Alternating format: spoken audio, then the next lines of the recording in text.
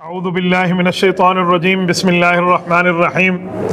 پارہ نمبر 8 کا خلاصہ، پہلی آیت وَلَوْ أَنَّنَا نَزَّلْنَا إِلَيْهِمُ الْمَلَائِكَةَ۔ اس آیت کے اندر اللہ تعالیٰ نے جو بات ارشاد فرمائی ہے، دراصل وہ مشرکین کے ایک فرمائشی بات کا جواب ہے، اور مشرکین کی فرمائشی بات یہ تھی 8ویں پارے کے شروع میں جو اللہ تعالیٰ بیان فرما رہے ہیں، وہ یہ تھا کہ مشرکین لوگ اپنی مرضی کا معجزہ طلب کرتے تھے اور اپنی مرضی کی مانگ مانگتے تھے۔ تو رب کریم نے ان لوگوں کو ایک بات فرمائی کہ اگر یہ لوگ اپنی مرضی کا معجزہ مانگتے ہیں تو اللہ تعالیٰ نے فرمایا کہ اگر ہم ان کے اوپر ان کی مرضی کا معجزہ اتار دیں، مثلا کوئی فرشتہ آئے، وہ آ کر مرے ہوئے انسانوں کو اٹھا کر اس سے باتیں کرنا بھی شروع کر دے، اور یہ لوگ دیکھ لیں ما کانوا لیؤمنوا، یہ پھر ماننے والا ہوتا ہے وہ بغیر کسی فرمائش کے مان لیتا ہے، اور جو نہ ماننے والا ہوتا ہے اس کے سامنے 100 باتیں بھی کرو تو صفر ہوتی ہیں۔ تو پہلی بات تو یہ آیت کا خلاصہ ہے۔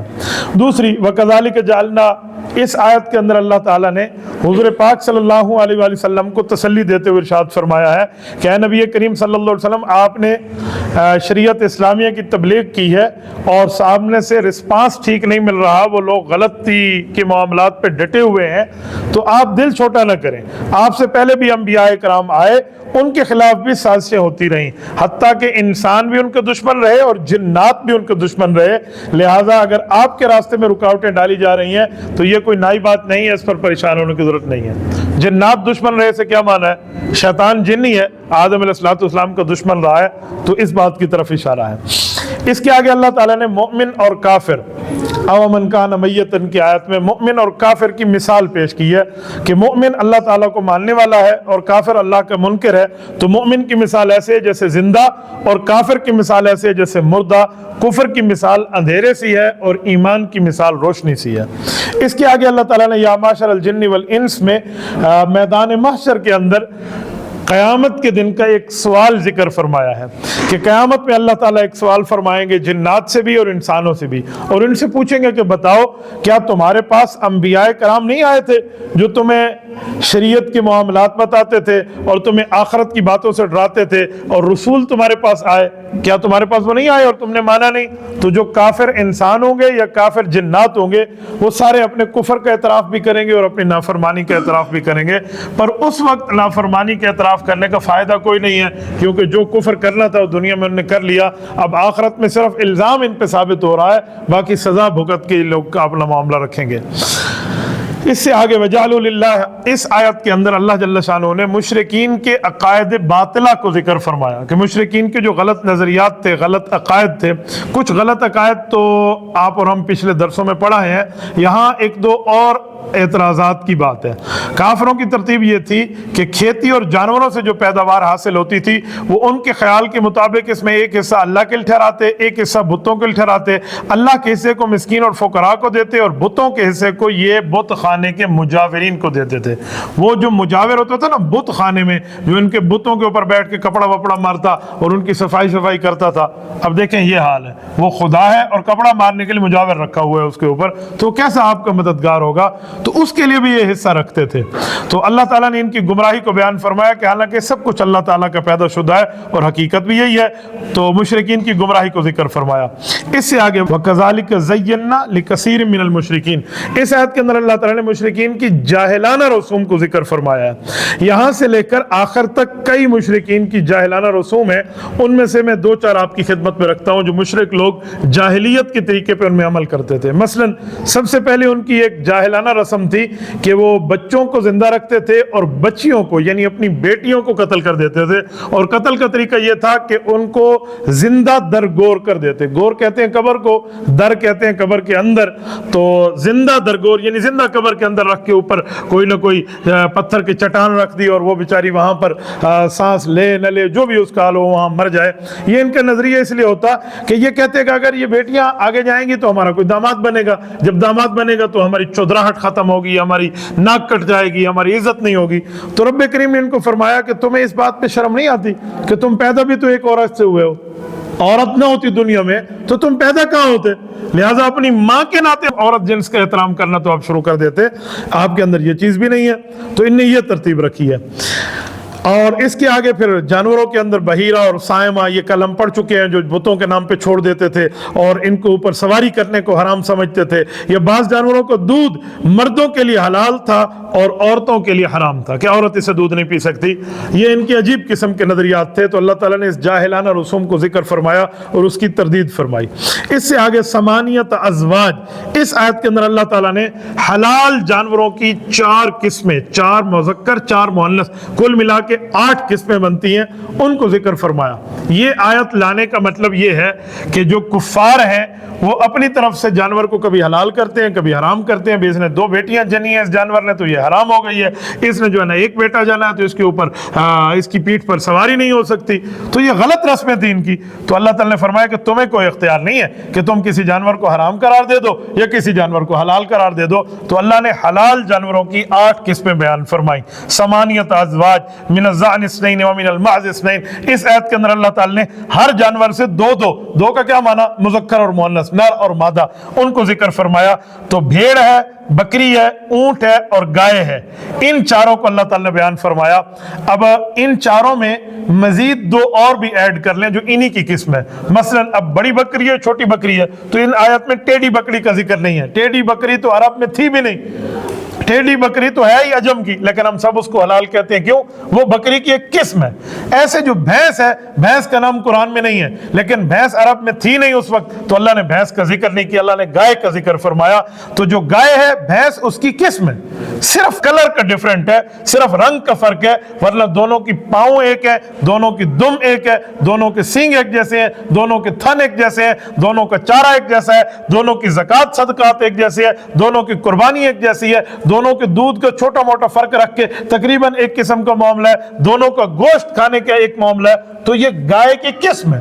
علماء نے لکھا ہے وَأَجْمَعُوا عَلَىٰ أَنَّ حُكْمَ الْجَوَامِيسِ حُكْمُ الْبَقَرِ، امام منذر نے کتاب الاجماع میں لکھا ہے کہ اس بات پہ پورے مسلمانوں کا اتفاق ہے کہ جو بھینس ہے یہ گائے کی قسم ہے، لیکن رنگ کا فرق ہے، عجم کا جانور تھا۔ تو یہ اگر وہ 2 ملائیں، ٹیڑھی بکری اور بھینس، تو یہ 10 بن جائیں گے، ورنہ یہ 4 قسمیں ہیں اور نر مادہ ملا کے 8 ہو جاتے ہیں۔ تو اللہ تعالیٰ نے ان کو فرمایا کہ یہ اللہ تعالیٰ نے تمہارے لیے رکھی ہیں، اور پھر فرمایا اس کلام میں اگر تم سچے ہو تو اس وقت تم حاضر تھے اللہ تعالیٰ کے یہاں جب اللہ نے تحلیل اور تحریم کو حکم دیا، تو تمہیں تو اس بارے میں کوئی پتہ نہیں ہے، تو بغیر دلیل کے تم جھوٹ بول رہے ہو اللہ پہ، تمہیں اختیار نہیں ہے کسی کو حلال کر دو کسی کو حرام کر دو۔ اسی طرح کسی چیز کو حلال اور حرام کرنے کا دنیا میں کسی کو اختیار نہیں ہے سوائے اللہ تعالیٰ کے۔ آج بھی اگر علماء بتاتے ہیں کہ یہ چیز حرام ہے یا یہ چیز حلال ہے تو وہ حلال بناتے نہیں ہیں، حلال بتاتے ہیں۔ اس طرح حرام بناتے نہیں ہیں، حرام بتاتے ہیں۔ بتانا اور ہوتا ہے، بنانا اور ہوتا ہے۔ بنایا اللہ رسول نے، بتائیں گے علماء جو نے وہاں اللہ تعالیٰ نے جو لکھ دیا۔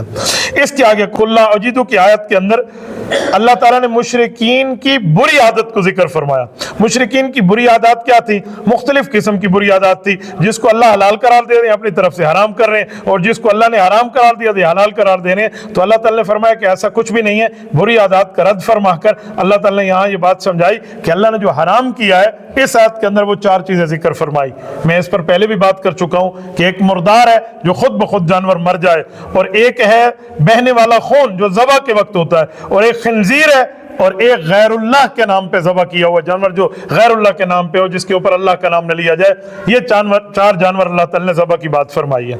اچھا، اس میں غیر اللہ والی بات، خنزیر والی بات، خون بہنے والی بات تو مانتے ہیں، لیکن ایک ہندو نے عجیب قسم کے ایک دن سوال کیا کہ جس کو اللہ مار دے وہ جانور تم لوگ نہیں کھاتے، اور جس جانور کو تم خود مارو یعنی ذبح کرو تو وہ تو آپ کھاتے ہو۔ تو ہمارے ایک بہت بڑے عالم دین تھے، انہوں نے اس ہندو کے ذہن کے مطابق اس کو جواب دیا۔ انہوں نے فرمایا کہ جو پانی اللہ تعالیٰ کے لگائے ہوئے نلکے سے نکلتا ہے انسانی جسم سے، وہ پانی تو تم نہیں پیتے، اور جو لوہار کا لگایا ہوا نلکا ہے وہ پانی تم پیتے ہو۔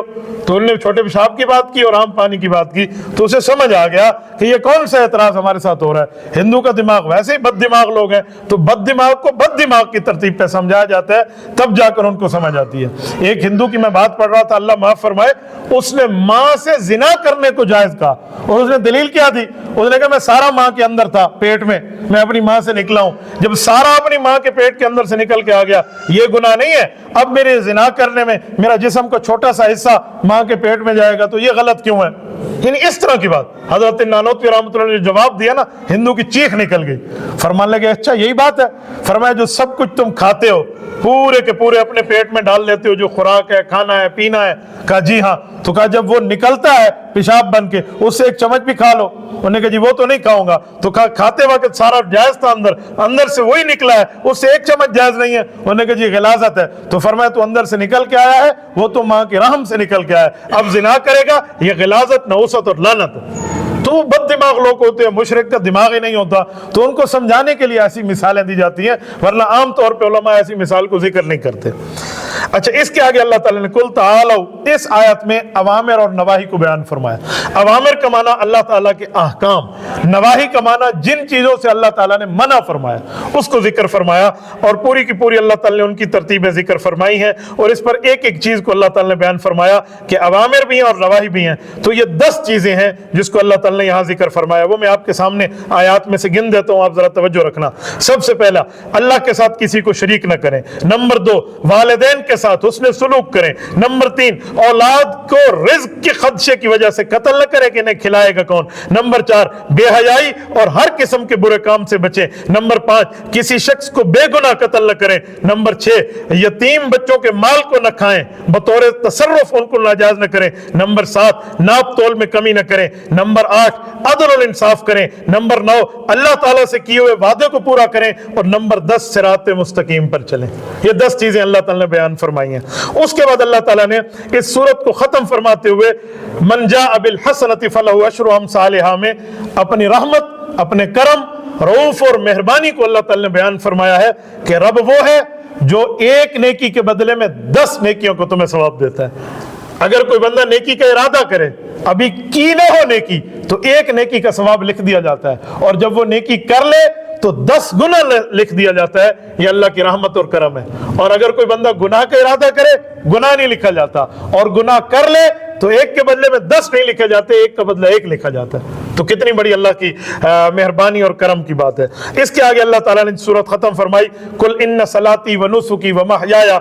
इस आयत में अल्लाह ताला ने अपनी मालकियत को जिक्र फरमाया, मालिक होने को फरमाया। ये रब्बे करीम का मामला है। अल्लाह ताला के लिए नबी अलैहिस्सलाम को हुक्म दिया कि आप इरशाद फरमा दें कि ए मेरे अल्लाह, मेरी नमाज, मेरी कुर्बानी, मेरी जिंदगी और मेरी मौत, ये सब कुछ अल्लाह ताला के लिए, और तमाम चीजों के मालिक अल्लाह है। हम अल्लाह के ममलूक है। इंसान का दिल हो, दिमाग हो, हाथ हो, पाँव हो, आंख हो, कान हो, नाक हो, अलगर्ज एक एक चीज अल्लाह की ही है। तो इसे अल्लाह की इताअत में इस्तेमाल करना चाहिए, अल्लाह की मर्जी में इस्तेमाल करना चाहिए, अल्लाह ताला की खिलाफ वर्जी में इसको इस्तेमाल नहीं करना चाहिए। फिर इसे 8वें पारे में सूरतुल आराफ शुरू होती है। अब आराफ किसे कहते हैं, आराफ का माना क्या है, जरा ये समझें। आराफ कहते हैं 2 चीजों के दरमियान बाउंड्री लाइन को, जिसको अरबी में कहते हैं हद फासिल, लाइन ऑफ कंट्रोल। और आराफ का इतलाक दीवार पर भी होता है, वाल, दीवार, जिदार, इस पर भी आराफ का इतलाक होता है। तो अल्लाह ताला ने यहां एक दीवार की बात की है इस सूरत में। वो दीवार क्या है? जन्नती और जहन्नमियों के दरमियान एक मैदान होगा, और वहां एक दीवार और आड़ है, उसका नाम है आराफ। जन्नती तो होंगे नेक लोग, जहन्नमी होंगे गुनाहगार लोग। आराफी कौन होंगे? याद रखें, नेकी ठीक हो गई, बढ़ गई गुनाहों से, जगह जन्नत है, और गुनाह बढ़ गए, नेकी कम हो गए, अल्लाह महफूज रखे, जगह जहन्नम है। और कोई बंदे ऐसे भी होंगे जिनकी जितनी नेकियां होंगी उतने गुनाह होंगे, जितने गुनाह होंगे उतने नेकियां। अगर एक बंदे के 150 नेकी है और 50 गुनाह है तो जन्नत गया ना, नेकी बढ़ गई। और अगर एक के 150 गुनाह है और 50 नेकी है तो जहन्नम गया। लेकिन एक की 100 नेकी है और 100 गुनाह है, इस आदमी का क्या होगा? अल्लाह का करम देखें, इसे दोज़ख में नहीं डाला जाएगा, इसे आराफ में रखा जाएगा। आराफ एक मैदान है। अच्छा, ये जो आराफी होंगे, ये आराफ ऐसी जगह है जहां इनको कुछ वक्त के लिए रखा जाएगा। ये आधी जन्नत है और आधी जहन्नम है। तकलीफें भी होंगी, खुशियां भी होंगी। मैं समझाने के लिए कहता हूं, थप्पड़ भी लगेंगे, टाफियां भी मिलेंगी। तो ये ऐसी सिचुएशन है। लेकिन एक वक्त तक ऐसा होगा जब रब्बे करीम चाहेंगे फिर आराफ को खत्म फरमाएंगे। इन आराफियों को रब जहन्नम नहीं भेजेंगे, इनको जन्नती बना देंगे। ये अल्लाह ताला का करम है। इसीलिए अल्लाह ताला ने पूरी सूरत उतार दी जिसको कहते हैं सूरतुल आराफ। ये सूरत नंबर 7 है, सूरतुल आराफ। इस सूरत के अंदर अल्लाह ताला ने पूरी बात इरशाद फरमाई है। उनकी चंद आयात 8 पारे में है, तो मैं उसी के मुताल्लिक बातें आपकी खिदमत में अर्ज करता हूँ। किताबुन उन्ज़िला इलैका फला यकुन फी सदरिका हरज। इस आयत के अंदर अल्लाह ताला ने नबी पाक सल्लल्लाहु अलैहि वसल्लम को तसल्ली इरशाद फरमाई है कि काफिर आपको झुटलाएं آپ دل چھوٹا نہ کریں. کافر آپ کی بات کا انکار کرے, آپ دل چھوٹا نہ کریں. وہ ایمان نہ لائیں, آپ پریشان نہ ہو. آسان طریقے سے دین کا کام کریں. آپ کا کام دین پہنچانا ہے, منوانا نہیں ہے. یہ نبی پاک صلی اللہ علیہ وسلم کو رب نے تسلی دی. اور پھر اس کے بعد فرمایا کہ جو غلطی کر رہا ہے نا, یہ بھولے نہیں کہ یہ بچ جائے گا اللہ کے دربار سے. ترازو برحق ہے, والوزن یومئذ. اس آیت میں اللہ نے فرمایا قیامت کے دن حقیقی ترازو قائم ہوگا, اور اس میں وزن اعمال ہوگا. اعمال بندہ کر رہا ہوگا, اس عمل کرتے وقت اس کا اخلاص کیا ہوگا, ان سب چیزوں کو تولا جائے گا, دیکھا جائے گا. ریاکاری کے لیے کیا یا اللہ کے لیے کیا, اور اللہ کے لیے کیا تو اللہ رب العزت کے لیے کیا معاملہ, یا لوگوں کے لیے کیا, سب کچھ تولا جائے گا. تو ایک ایک چیز سامنے آئے گی. جس کا پلڑا ٹھیک ہوگا معاملہ ٹھیک ہو جائے گا, جس کا پلڑا خالی ہو گیا وَأَمَّا مَنْ خَفَّتْ مَوَازِينُهُ, جیسے قرآن کریم میں آیا وَأَمَّا مَنْ خَفَّتْ, جس کے کم ہو گئے یا جس کے بڑھ گئے, دونوں کے لیے معاملہ ہے. جس کے اعمال بڑھ گئے جنت ہے, کم ہو گیا جہنم ہے. اب نجات قبر میں ملے گی, آخرت میں ملے گی, ترازو پہ ملے گی. تین طریقے, تین چیزیں ہونی چاہیے. اعمال میں وزن ٹھیک ہو جائے گا اور اللہ کی طرف سے نجات ہوگی. نمبر 1 عقیدہ ٹھیک ہو, نمبر 2 ارادہ ٹھیک ہو, نمبر 3 طریقہ ٹھیک ہو. اگر یہ تین طریقوں سے کوئی عمل کیا جائے گا, عقیدہ بھی ٹھیک ہوگا, ارادہ بھی ٹھیک ہوگا, طریقہ بھی ٹھیک ہوگا, تو ایسے آدمی کا اعمال میں وزن اللہ تعالیٰ بڑھا دیں گے. وَلَقَدْ خَلَقْنَاكُمْ, اس آیت میں اللہ تعالیٰ نے آگے آدم علیہ السلام اور ابلیس کا ذکر فرمایا. ابلیس یہ شیطان کا نام ہے. یہ اپنے لباس تبدیل کرتا رہتا ہے نا, یعنی اپنی شکلیں بدلتا رہتا ہے. ایک زبان اس کی نہیں ہے, ایک حالت نہیں ہے. تو منافقت اس میں ہے, کفر اس میں ہے, طغیان اس میں ہے, شیطنت اس میں ہے, تو اس کا نام ابلیس ہے. اب ابلیس کا ذکر فرمایا, اور اس آیت میں اللہ تعالیٰ نے فرمایا کہ میں نے فرشتوں کو حکم کیا آپ سجدہ کریں. ابلیس نے انکار کر دیا. اب سوال اٹھتا ہے, فرشتہ تو نہیں تھا ابلیس, یہ تو جن تھا. تو اللہ نے جب فرشتوں کو حکم کیا تو شیطان نے کیوں انکار کیا؟ اس کو تو کہا نہیں گیا. پہلی بات ہے ابھی کہا گیا یا نہیں کہا گیا, لیکن اس کو کس نے کہا تھا تو انکار کر دے؟ بات تو فرشتوں کی ہو رہی تھی نا. یہ فرشتوں کا استاذ بنا ہوا تھا اس وقت. اتنی باتیں اس کی تھی, کہتے ہیں آسمان پر کوئی جگہ ایسی خالی نہیں تھی جہاں شیطان نے سر سجدے میں ٹیکا نہ ہو. اتنا اللہ کو سجدہ کیا تھا. لیکن تکبر, حسد, یہ بہت بڑی چیز ہے.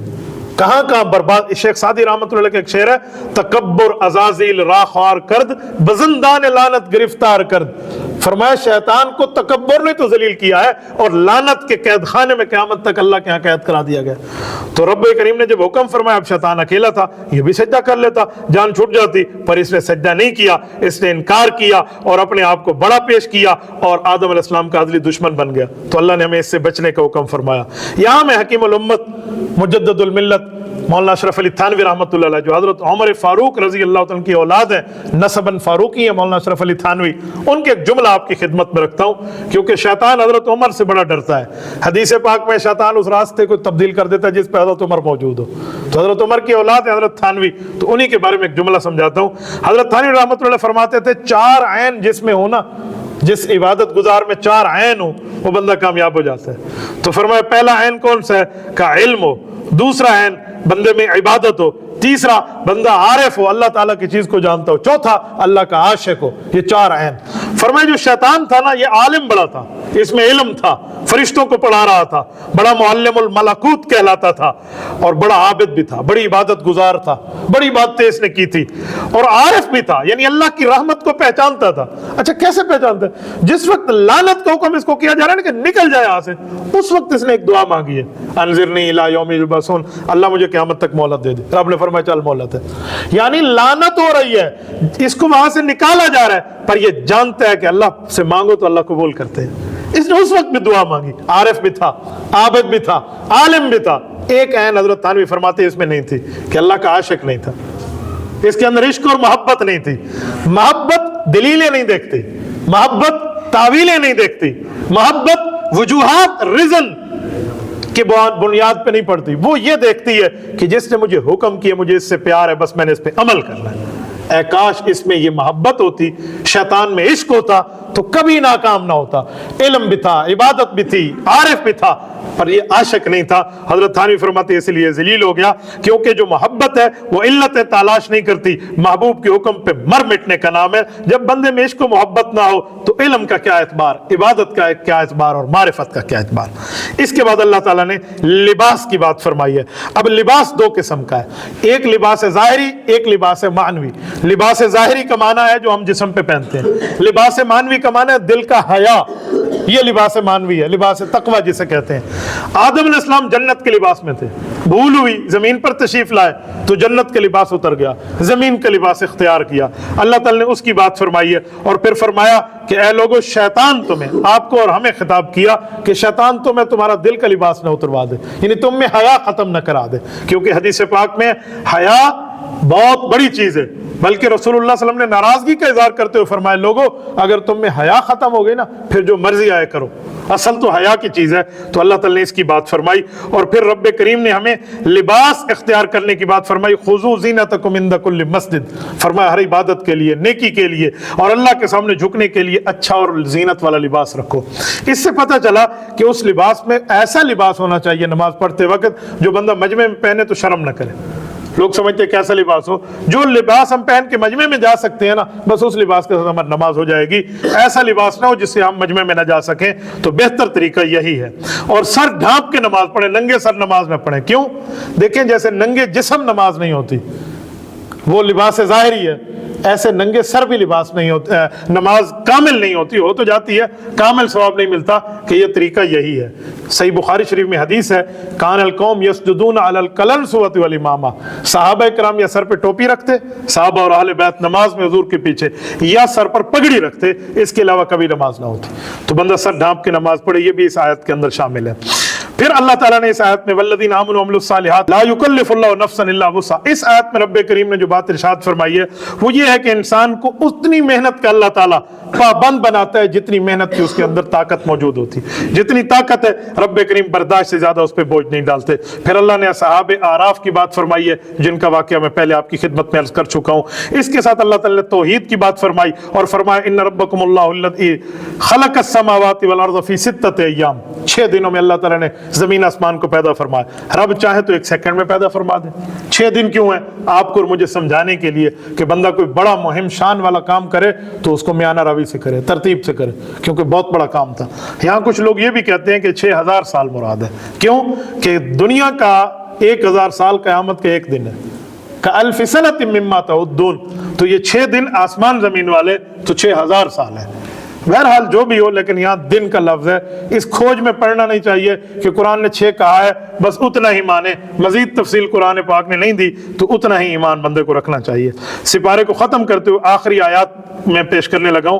اللہ تعالیٰ نے 5 انبیاء کرام کی بات فرمائی اور ان 5 انبیاء کرام کی دین اور اس کی امت کی قصص کو بیان فرمایا, قصص ان کے واقعات کو فرمایا. ان نے توحید کی دعوت دی ہے, مخالفین کی تکالیف پر دل برداشتہ نہ ہوئے, حضور پاک علیہ الصلوۃ والسلام کو بتایا جا رہا ہے. اور اس بتانے میں رب کریم نے فرمایا کہ وَلَقَدْ أَرْسَلْنَا نُوحًا إِلَىٰ قَوْمِهِ فَقَالَ يَا قَوْمِ اعْبُدُوا اللَّهَ مَا لَكُم مِّنْ إِلَٰهٍ غَيْرُهُ, انہوں نے فرمایا میری قوم اللہ کی عبادت کر لو اور عبادت کر لو اللہ تعالیٰ کی, اللہ کے علاوہ تمہارا کوئی خدا نہیں. 5 انبیاء کا ذکر فرمایا. نمبر 1 حضرت نوح, نمبر 2 حضرت ہود, نمبر 3 حضرت صالح, نمبر 4 حضرت لوط, نمبر 5 حضرت شعیب علیہ السلام کی بات فرمائی. اور آخر میں اللہ نے ہمیں شرک سے بچنے کی, توحید پہ قائم رہنے کی, بری عادت سے بچنے کی, اچھی عادت پہ عمل کرنے کی, اہل باطل سے دور رہنے کی اور اہل حق کے ساتھ چلنے کی پوری ترتیب کا خلاصہ ہمیں ملتا ہے. تو اللہ ہمیں اس پہ عمل کی توفیق عطا فرمائے. اقول قولی ھذا واستغفر اللہ وآخر دعوانا ان الحمد للہ رب العالمین.